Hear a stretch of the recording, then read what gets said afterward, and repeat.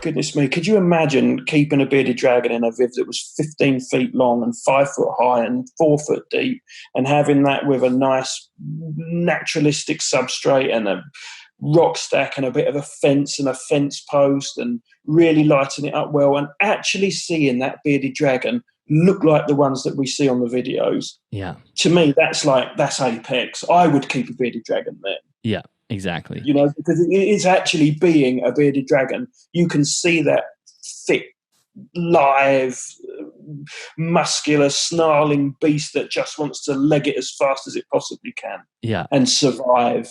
You know, for me, that's the inspiring thing. Yeah, totally. And I do see the need of a pet as well. You know, I think there's balance to be had in that. Exactly. And what I was going to say, in terms of interacting with them, there are other ways to interact with them. Like, people can start target training. Bearded dragons are a great animal to start target training with. And there are different ways that as a keeper you can interact with your animal that doesn't treat them like a cat. Yeah, exactly. And you know, that's just a fact.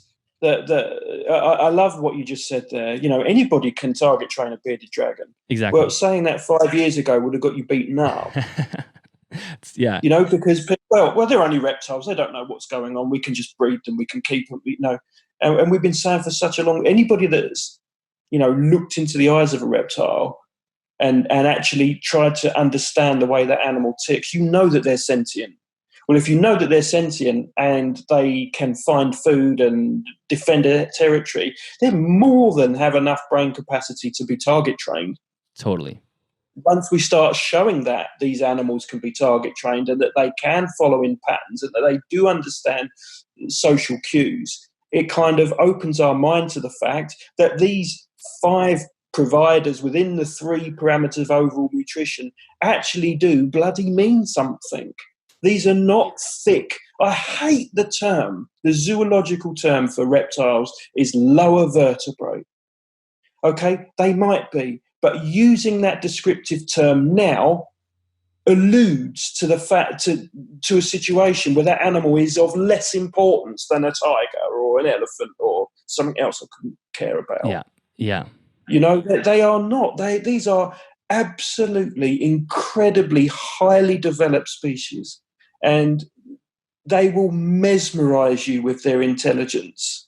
Calling them lower anything does them a huge disservice. Yeah.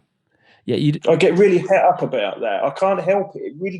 I really think we need to do better for them. We can now, with technology, do better for them.